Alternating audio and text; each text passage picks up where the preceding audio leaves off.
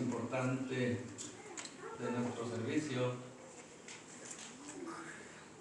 La razón de su importancia superior a todo lo demás es que en este momento nos habla Dios.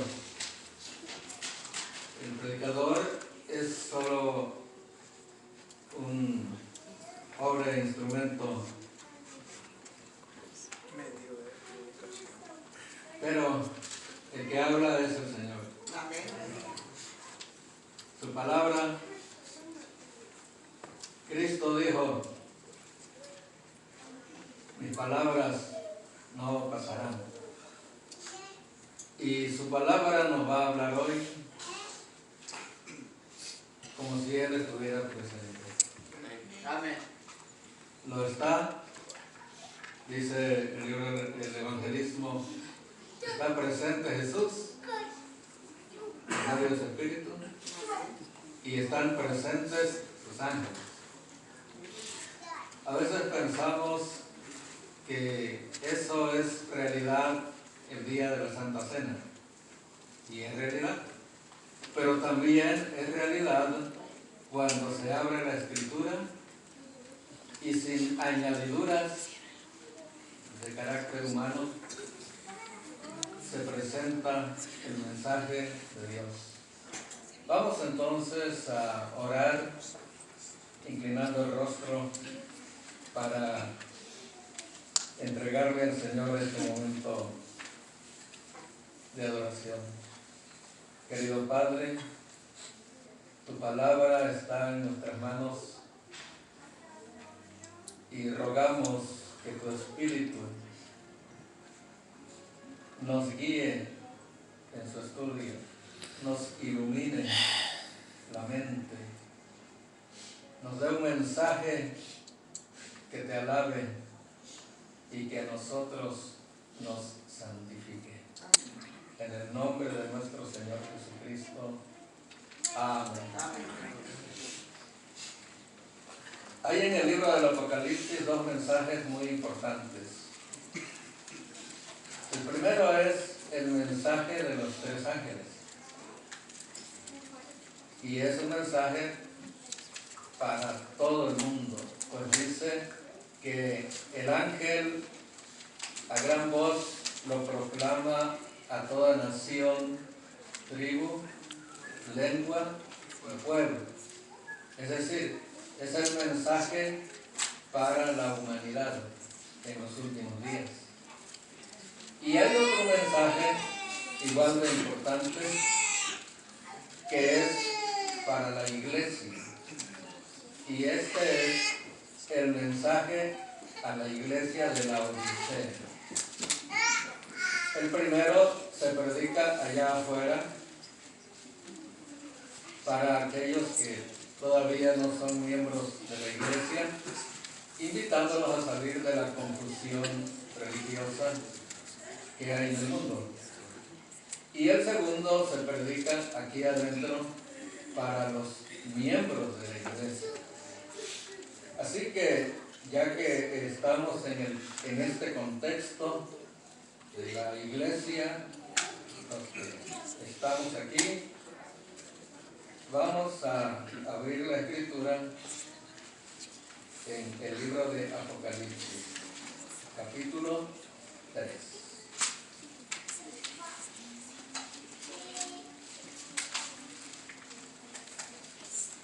A partir del verso 14, que dice: y escribe al ángel de la iglesia en la Odisea. Al ángel de la iglesia en la Odisea. El Apocalipsis comienza presentando a Jesús, quien envía este mensaje y otros 6 mensajes más a 7 iglesias que existían en aquel tiempo en Anatolia, Asia Menor, y a 7 etapas del cristianismo desde que fue fundado hasta que Cristo lo hizo. Es decir, el mismo mensaje tiene dos aplicaciones. Las iglesias de aquel tiempo son Éfeso, Esmirna, Pérgamo, Tiatira, Sardis, Filadelfia y Laodicea. 7 iglesias en lo que hoy es Turquía, que al hacer el recorrido estaban situadas como en una forma de herradura. Muy cerca de Laodicea estaba la iglesia de Colosas, tanto que el apóstol le dice a los colosenses: cuando lean ustedes esta carta, envíenla a la iglesia de la Odisea y pídanle a la iglesia de la Odisea que les preste la carta que yo les escribí. Esa carta de Pablo a la Odisea no está en la Biblia, pero sí está la carta de Cristo a la Odisea, que se encuentra precisamente aquí en Apocalipsis 3, 14 al 22. Y es el tema de nuestro estudio. Sigue diciendo en el verso 14: he aquí el amén, el testigo fiel y verdadero, el principio de la creación de Dios, es decir, Cristo, dice esto. Y comienza, como a todas las iglesias, dándole un diagnóstico. Cuando nosotros estamos enfermos o pensamos que estamos enfermos, acudimos al médico, acudimos al psicólogo, y entonces ellos nos hacen lo que se llama la historia clínica, y después de habernos auscultado y haber elaborado esa historia clínica, nos dan un diagnóstico. Y aquí Jesús tiene la historia clínica de la iglesia de la Odisea y le dice esto, el diagnóstico: yo conozco tus obras, que ni eres frío ni caliente. Ojalá fueses frío o caliente. Y entonces le hace una advertencia: pero por cuanto eres tibio y no frío ni caliente, te vomitaré de mi boca. Te vomitaré de mi boca. Y explica por qué esta iglesia no es fría ni caliente. Porque tú dices: yo soy rico y me he enriquecido. y me he enriquecido, y de ninguna cosa tengo necesidad. Y no sabes que tú eres un desventurado, un pobre, miserable, pobre, ciego y desnudo. Este es el diagnóstico. La Odisea era una ciudad muy rica.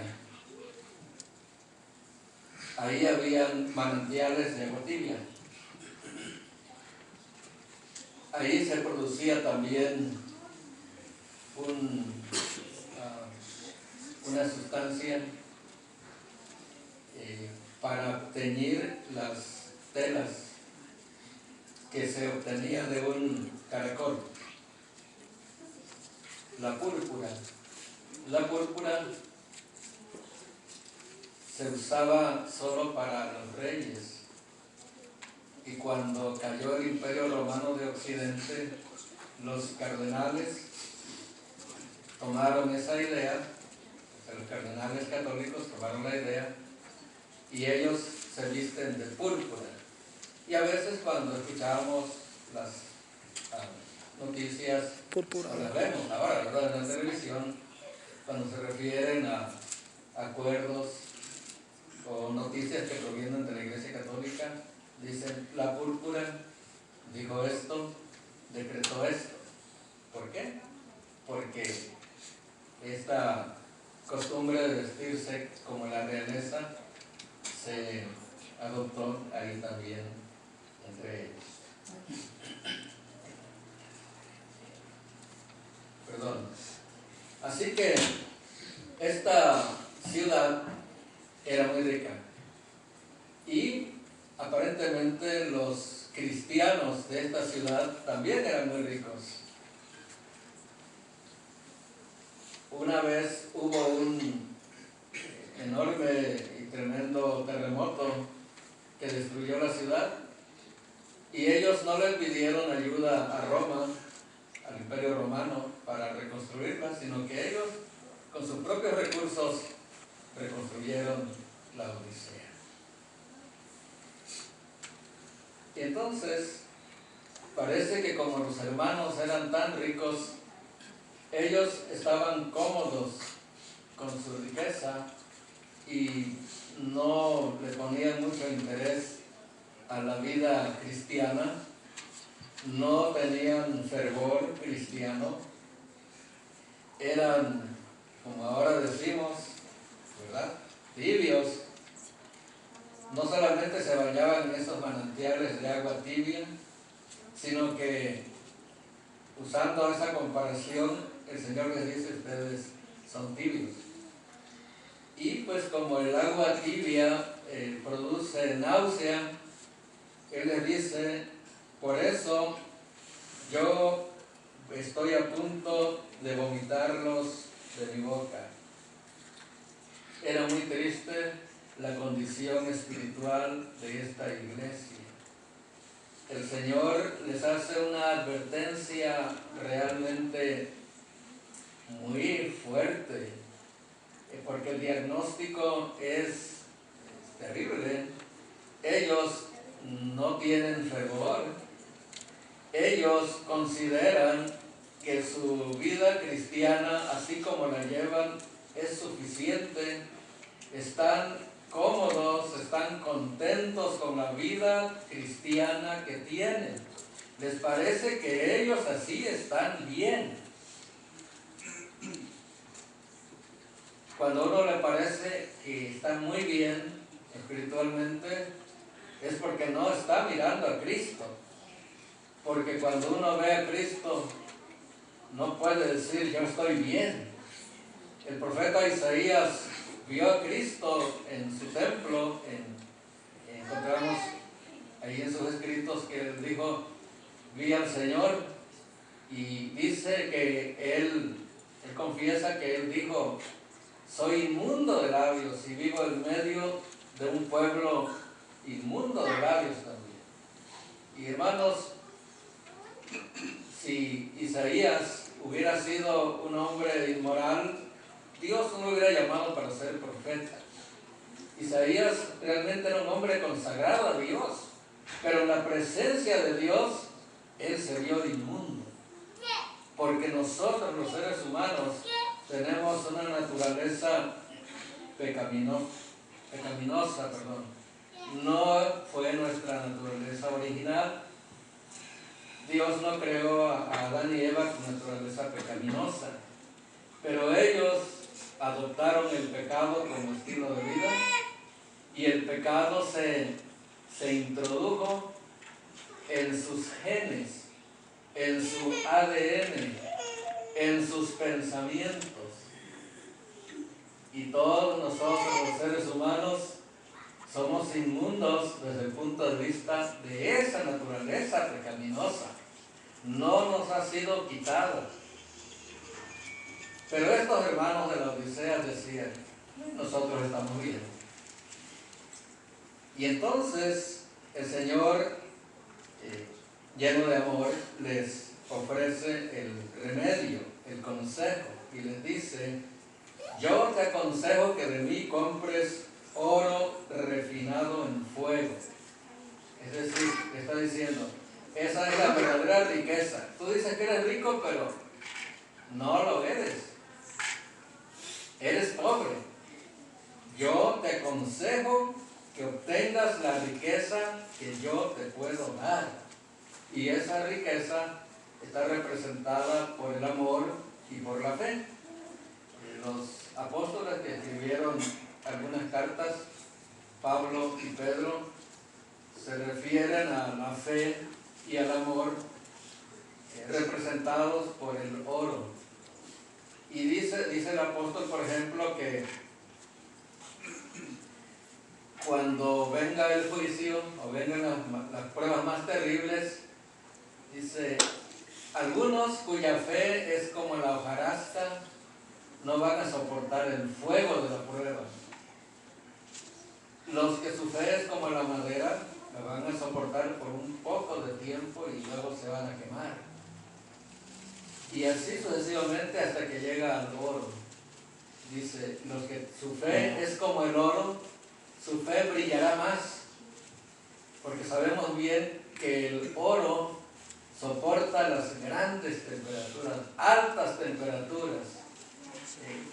Nuestras computadoras, que tienen bastante calor en su interior, tienen componentes de oro, así que si usted tiene una computadora, pues usted tiene algo de oro, ¿verdad? Y también algunos componentes que hay en las naves que van al espacio tienen oro, porque el oro aguanta las grandes temperaturas. Cuando la nave viene regresando para entrar en la atmósfera, hay una tremenda fricción con la atmósfera de la Tierra, pues la atmósfera es un escudo de protección que trata de no permitir nada, ningún objeto intruso. Entonces, para poder entrar de nuevo en la atmósfera, la nave sufre esa fricción, pero como tiene oro, componentes de oro, soporta el calor. Así que el Señor le dice, el primer consejo, yo te aconsejo, dice, que de mí compres oro refinado en fuego, para que la Odisea tenga una verdadera fe. Luego le dicen, y vestiduras blancas para vestirte. Ellos se vanagloriaban de que eran ricos y no tenían ninguna necesidad. Y el Señor aquí les dice que necesitan de Él, solamente de Él, vestiduras blancas. Porque les dice, ante mí ustedes están prácticamente desnudos. Y no tenemos nosotros, ni yo menos, que ponerme a explicar qué significa la desnudez. Pues cualquiera de nosotros que fuera sorprendido así, le daría una gran vergüenza. Esa fue la primera reacción de Adán y Eva cuando pecaron. Y les dio una gran vergüenza y corrieron a vestirse con hojas de higuera. ¿Por qué hojas de higuera? Supongo que porque eran amplias, grandes, y tal vez porque era el árbol que tenían más cerca. Pues cuando uno se encuentra en esa situación, agarra lo que está más cerca para cubrirse, ¿no es cierto? Entonces el Señor les dice, ustedes necesitan comprarme vestiduras blancas. Las vestiduras blancas en la Escritura simbolizan la justicia de Cristo, el carácter de Cristo. Y la Odisea necesitaba el carácter de Cristo, la justicia de Cristo. Ellos estaban dependiendo de su propia justicia. Ellos decían, bueno, nosotros somos obedientes a la palabra, guardamos la palabra, tenemos la doctrina verdadera. Pues en ese tiempo ya existían herejías como los gnósticos, que creían que Cristo nunca tuvo un cuerpo físico, sino que era una apariencia, y otras teorías que no eran apegadas a la Escritura. Entonces, por eso es que el Señor les dice, ustedes están muertos, están desnudos espiritualmente, porque no tienen justicia. Hermanos, nosotros como cristianos y como guardadores de la ley de Dios, por nosotros mismos no podemos obedecer. Es Jesús en nosotros, como dijo San Pablo en Gálatas 2:20, Cristo vive en mí, y lo que vivo en la carne, lo vivo en la fe del Hijo de Dios, el cual me amó y se entregó a sí mismo por mí. Así que le dice el Señor a la Odisea, como segunda parte del consejo y del remedio, además del oro, de la fe que yo te puedo dar, necesitas mi justicia. Cuando nosotros nos presentamos delante de Dios en oración, si nos presentamos solos, el Señor no reconoce esa oración, no reconoce esa petición, esa adoración. Pero cuando nos presentamos en el nombre de Cristo, Dios, en vez de vernos a nosotros, ve a Cristo. Cristo nos aplica su justicia. Esas son las vestiduras blancas. Son blancas porque el blanco es el color que simboliza la pureza. Cuando el Señor, por medio de Isaías, llama al pueblo de Judá para hacer cuentas, les dice que si sus pecados son rojos como la grana o como el carmesí, vendrán a ser como la nieve o como la blanca lana. Porque el blanco es el color que simboliza la pureza, así como el rojo simboliza el pecado. Entonces, el Señor prosigue y le dice: y unge tus ojos con colirio para que veas. Ahí en esa ciudad había una especie de laboratorio donde producían una medicina, un colirio para los ojos. Y la ciudad era famosa también por eso. Pero el Señor les dice aquí a los laodicenses que ellos en realidad lo que necesitan es el colirio espiritual. Unge tus ojos con colirio para que veas. Porque tal vez si alguien les hacía un llamado, una advertencia, algo que estaban haciendo mal, ellos decían: yo no le veo nada malo. Y esa es una confesión de ceguera. Yo no veo, ¿verdad? Y entonces el Señor dice: tú no ves que tu conducta, que tu actitud, que tu condición espiritual es miserable. No lo ves, pero si recibes mi colirio, entonces podrás ver. Con esto está representando al colirio, o mejor dicho, el colirio representa al Espíritu Santo. El cristiano necesita el Espíritu Santo para poder discernir entre lo santo y lo profano, entre lo falso y lo verdadero. Existen muchos que han salido de nuestra iglesia que fueron seducidos por predicadores que les enseñaron verdades mezcladas con mentiras y se fueron detrás de ellos. Y algunos han sido incluso ministros que han salido de la iglesia, se han ido detrás de personas que los sedujeron, olvidando la advertencia que el Señor dijo en Mateo 24:4: mirad que nadie os engañe. Y luego añade el Señor: porque vendrán muchos en mi nombre diciendo yo soy el Cristo, y a muchos engañarán. Dice: y si fuere posible, aún a los escogidos. Pues bien, el diablo no quiere engañar a la gente que ya tiene en su poder. Quiere engañar a los cristianos. Pero si nosotros tenemos el colirio del Espíritu Santo, vamos a poder ver dónde está la verdad y dónde está el error. Vamos a poder discernir también a veces aún las intenciones de personas que quieren seducirnos para llevarnos al mal o para llevar a la iglesia a una condición pecaminosa o a extraviarla. Por lo tanto, el Señor le dice a la Odisea: unge tus ojos con colirio para que veas. Así que resumiendo, la Odisea está en una condición desventurada, miserable, pobre, ciega y desnuda. Así estaba esa iglesia.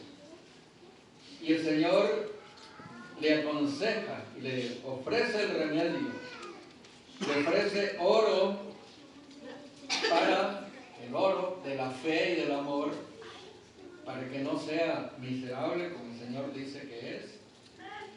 Vestiduras blancas, que es la justicia de Cristo.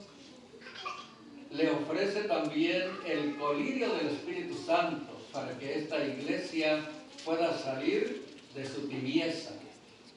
Que es una iglesia que parece que está bien, pero es una iglesia tibia. Y entonces el Señor, consciente de que sus palabras han sido muy fuertes, demasiado fuertes, bueno, no demasiado, pues nunca es demasiado para Dios, pero muy fuertes, Él les dice, mira, yo te dije esto porque yo reprendo y castigo a los que amo. Es decir, yo te amo, por eso es que te he dicho esto, por eso es que te he ofrecido este remedio, yo te amo. Y entonces vuelve a dar otro consejo, sé pues celoso y arrepiéntete. Le está diciendo, ten celo de Dios y arrepiéntete.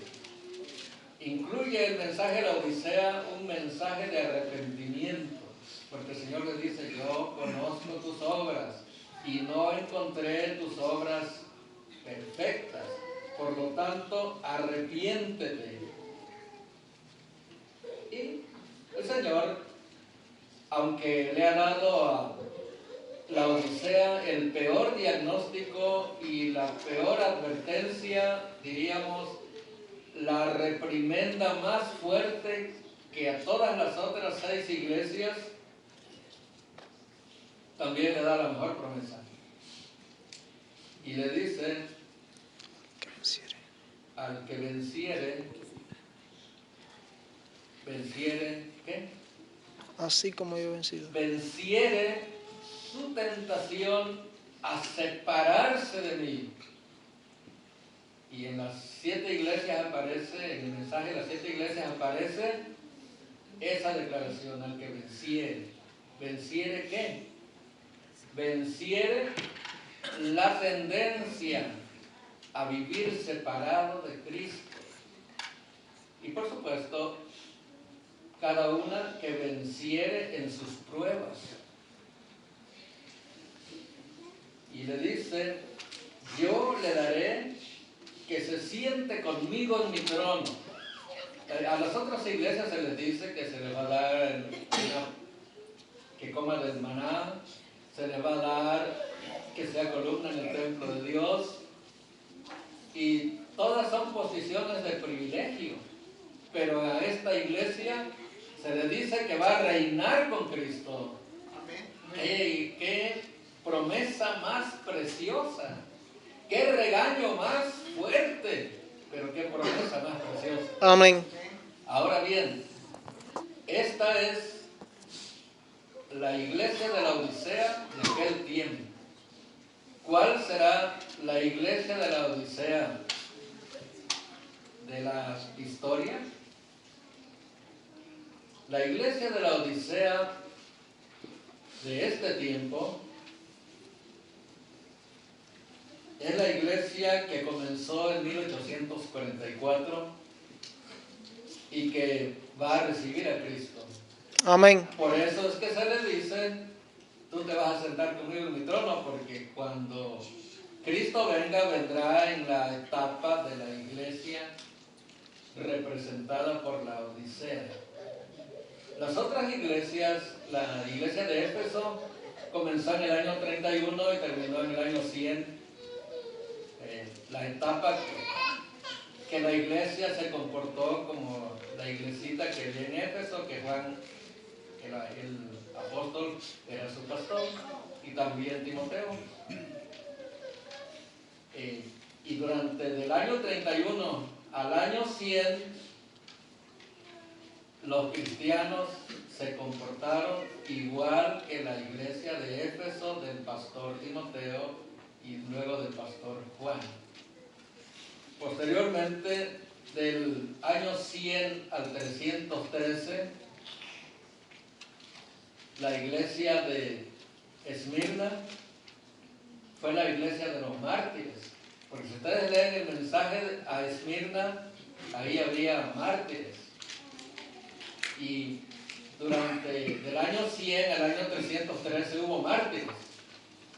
Y así sucesivamente llegamos entonces hasta 1844, y esta es la etapa de la iglesia, los cristianos de esa etapa en su conducta son igual que la Odisea.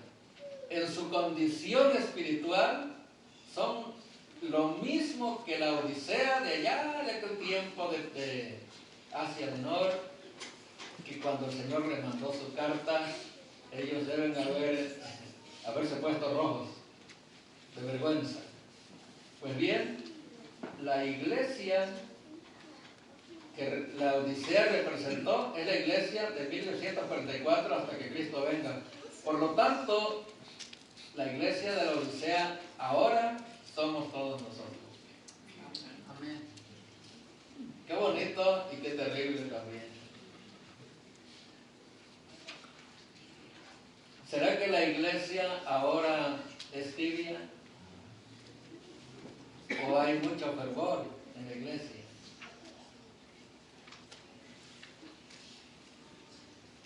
¿Será que somos tibios como el agua tibia? Aquí tengo agua y la tomo tibia porque la fría me hace daño y la caliente también, pero eso es por tratarse de un enfermo. Bueno, no quise decir enfermo, ¿verdad? Se ve mal. Pero el agua tibia, el Señor dice que produce náusea. Y hermanos, ya olvidémonos de la iglesia de la Odisea de aquel tiempo, ahora pensemos en la iglesia de la Odisea que somos nosotros. ¿Será que somos tibios en nuestra experiencia religiosa, en nuestra experiencia con el Señor? También debo aclarar que siempre hay un remanente. Amén. Puede ser que aquí en la iglesia haya varios de ustedes que no son tibios, sino que son fervientes en su relación con el Señor. Amén. Que aman al Señor de todo corazón, que se arrodillan todos los días a orar y que lloran y claman pidiendo al Espíritu Santo y pidiendo que esta iglesia sea bendecida. Amén. Y oran por su familia, oran por los enfermos, oran por sus compañeros de trabajo, por sus clientes, oran por los hermanos que están siendo perseguidos en el mundo y que salen a trabajar, predican la palabra, pero eso no es suficiente. Que tienen una buena relación con Cristo. Amén. Que su carácter se parece al de Cristo. Amén. Eso es lo que quiere el Señor para nosotros, la Odisea de este tiempo. Aleluya. Él quiere que compremos oro refinado en fuego, es decir, un amor y una fe que soporte las pruebas. Amén. No nomás dice oro, le añade refinado en fuego. Amén. Lo que quiere decir, yo te voy a probar. Vas a pasar por grandes dificultades, pero tu fe va a brillar. Amén. Eso es lo que el Señor quiere. Quiere también vestiduras blancas para nosotros. Estar desnudo, ya lo dijimos, es una experiencia muy desagradable. A los hombres que crucificaban, para humillarlos al extremo, los romanos los crucificaban desnudos, excepto a los judíos, porque los judíos, el Sanedrín judío consiguió una dispensa para los reos judíos de parte de Roma, y Roma les concedió que les iban a cubrir la parte que es más vergonzosa para el ser humano que sea expuesta. Por lo tanto, cuando el Señor Jesús fue crucificado, Él estaba cubierto. Y todos los demás judíos que eran crucificados. ¿Pero por qué? Por la desnudez, que es algo tan vergonzoso. Y el Señor le dice a la iglesia de Nampa, estamos diciendo que somos la Odisea nosotros ahora, por favor, acepta de mí las vestiduras blancas. No te presentes ante mí con tu justicia. No digas, bueno, porque yo doy diezmos, yo doy ofrendas, yo llego temprano a la iglesia y en el Pat Black yo soy humilde, soy el último en comer y soy el que trae más comida. Esas son puras cosas de tipo material, cosas que uno hace. Pero eso no es justicia ante Dios. Eso es bueno, pero eso no es justicia en el sentido espiritual. Dice también a nosotros que unjamos nuestros ojos con el colirio del Espíritu Santo. Amén. Hay muchos engaños en estos últimos tiempos, hermanos. Y habrá más a medida que el tiempo avance. Los engaños principales serán que van a pisotear la ley de Dios, una gran confederación de grupos religiosos que se van a unir, pero no unidos por completo por la palabra de Dios, sino que se pisotearán la ley de Dios. Ustedes saben cuál es la ley de Dios, los 10 mandamientos. Está en Éxodo 20 y en Deuteronomio 5. Si no reconocen ellos los 10 mandamientos como están escritos en la Biblia, no los sigan. El otro engaño es que ellos piensan que el ser humano es inmortal. Pero Juan 3:16 dice que el que acepta a Cristo, Dios nos ha concedido a Cristo como el Salvador para que tenga vida eterna. ¿Por qué? Porque no tenemos vida eterna. El pecado nos quitó la posibilidad de recibir de Dios vida eterna. Y entonces ellos piensan que cuando el ser humano muere la parte física, la carne, los huesos, los nervios, los tendones, las vísceras, los órganos, los músculos y todo lo demás que constituye el cuerpo humano. Más o menos que es como un cascarón, como cuando la serpiente muda de piel y quedó ahí la piel y ahora tiene una nueva. Piensan más o menos así, porque están imitando a Platón, un filósofo griego que enseñaba que existe el mundo de las ideas y el mundo de los cuerpos, y que el mundo de las ideas es bueno y el mundo de los cuerpos es malo. Y entonces Platón decía que lo bueno está allá en el éter, en las alturas, en el mundo de las ideas. Y entonces ellos tomaron eso y dicen, bueno, pues como dijo Platón, no como dijo Cristo, como dijo Platón, morimos, pero hay algo vivo que queda de nosotros.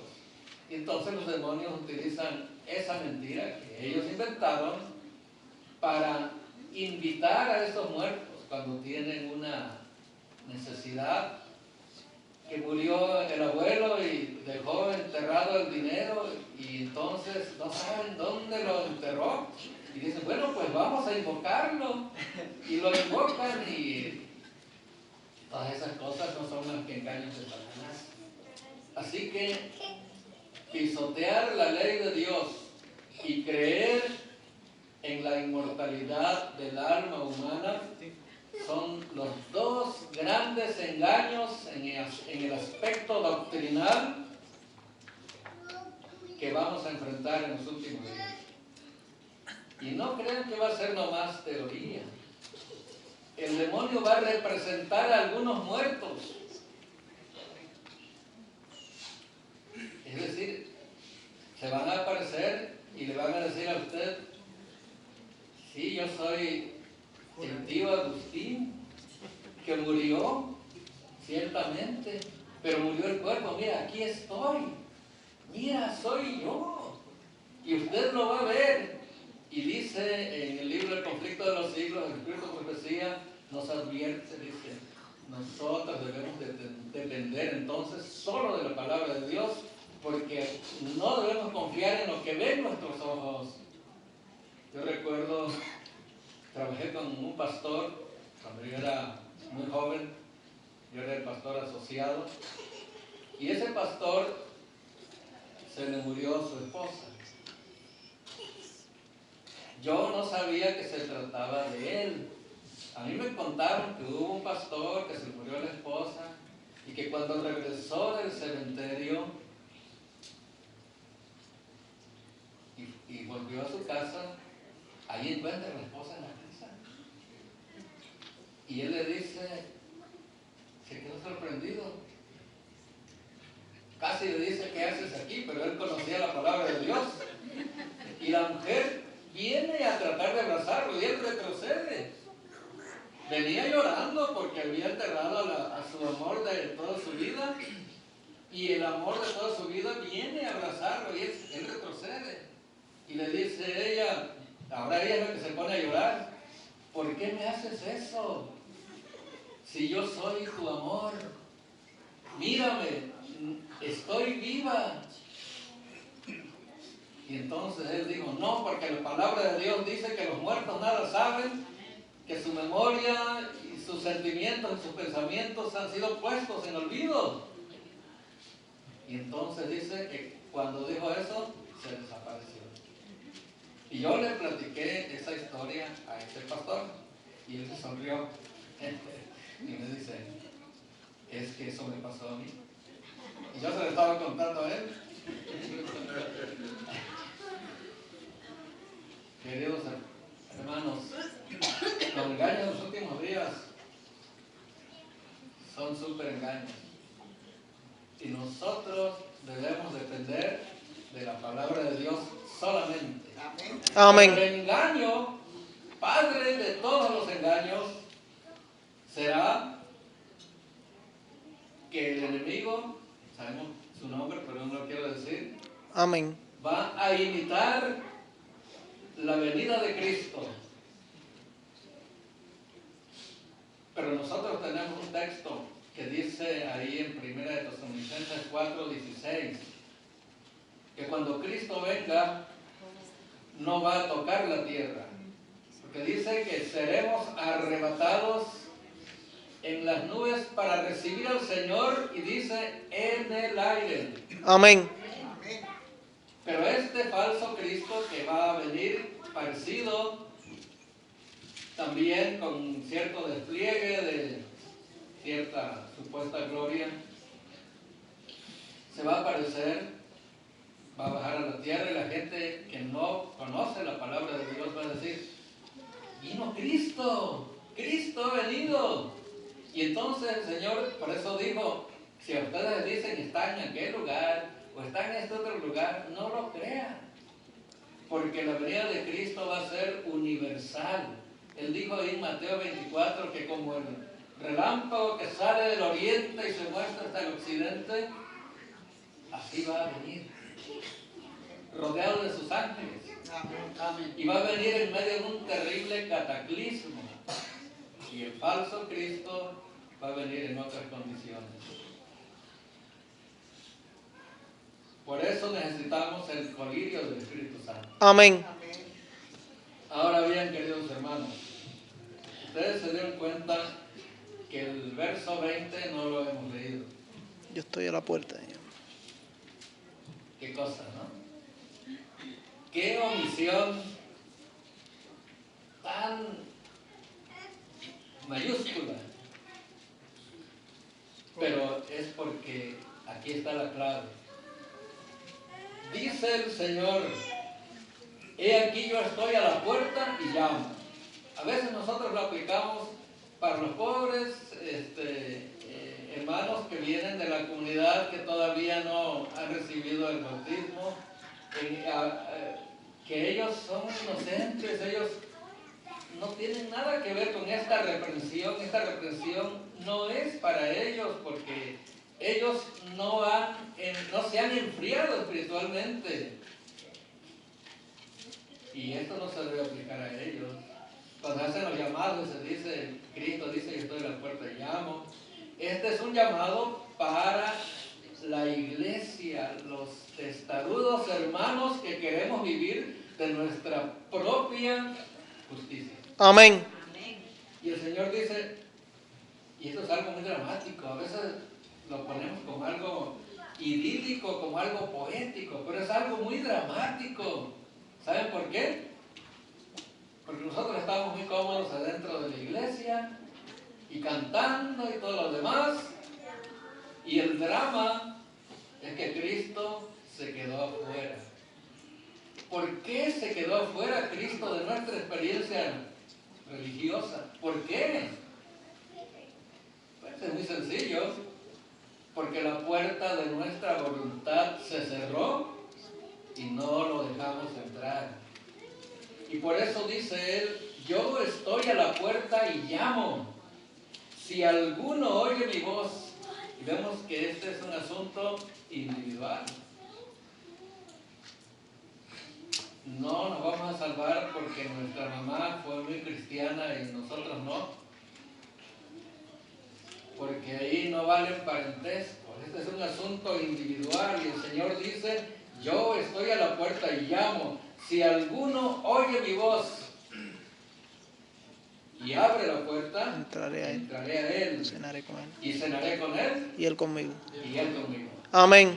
Este asunto de entrar se refiere a la puerta de la voluntad, a la puerta del corazón, de las mejores emociones.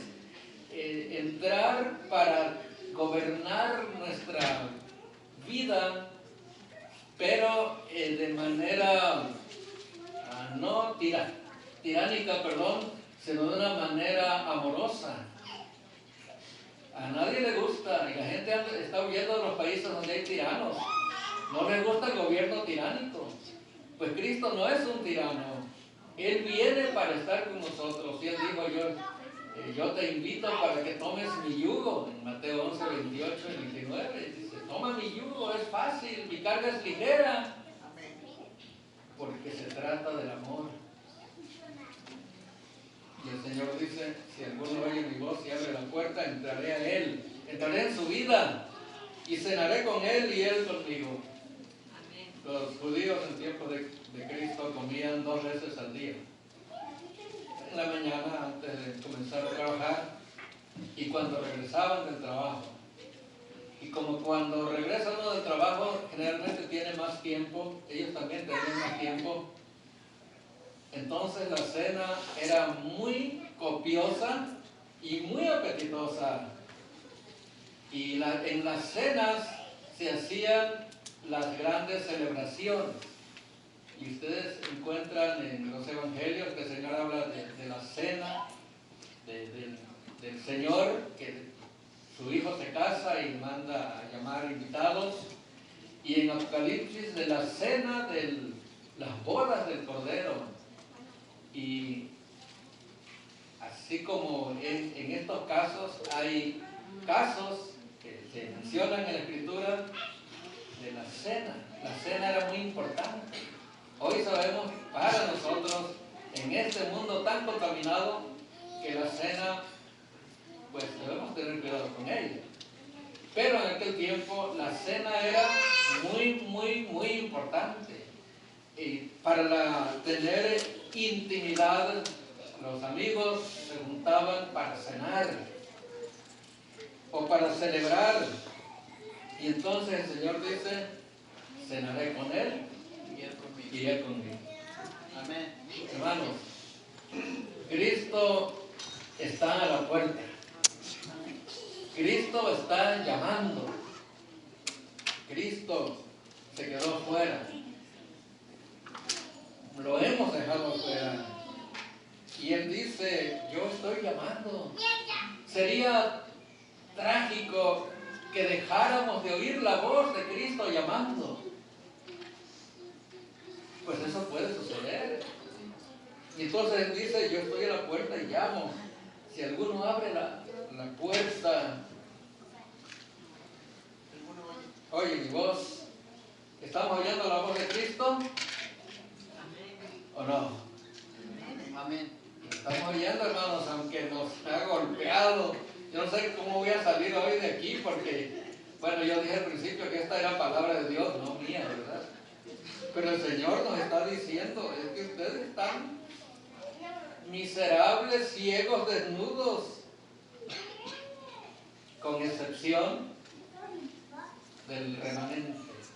Amén. Que están buscando a Dios con todo su corazón. Amén. Y de las personas que todavía no conocen esto, y no se les puede culpar de lo que no conocen. Pero los que sí conocemos y los que hemos tenido cargos y hemos predicado y hemos dicho tantas cosas en el nombre de Dios, si nuestra experiencia no es una experiencia de amor con Cristo, de compañerismo con Cristo, Él dice, eso se está pasando porque me dejaste afuera. Y a veces uno se siente triste, no sabe por qué, y ya se bautizó y todo, es porque a lo mejor Cristo está afuera. Bueno, puede ser que uno esté enfermo de depresión o que tenga muchos problemas, pero si usted ya perdió el fervor, si yo ya perdí el fervor, El gozo. ¿será que Cristo está conmigo o está afuera todavía?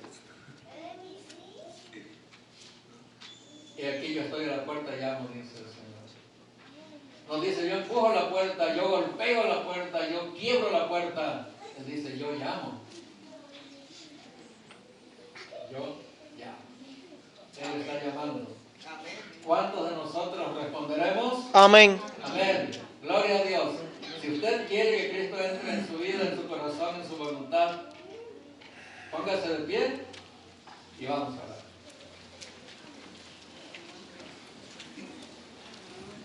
Padre nuestro que estás en los cielos, te adoramos y queremos abrir la puerta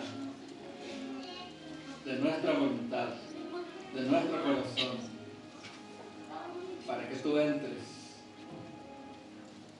y entonces cenaremos contigo. Amén. Entonces seremos felices. Entonces podremos recibir el colirio para ver por la luz del Espíritu Santo las más preciosas verdades que tú nos ofreces. Amén, Señor. Podremos recibir el oro de la fe y el amor para ser una iglesia ferviente, fiel, muy amorosa, que la gente que viene se quede aquí porque se siente amada. Amén.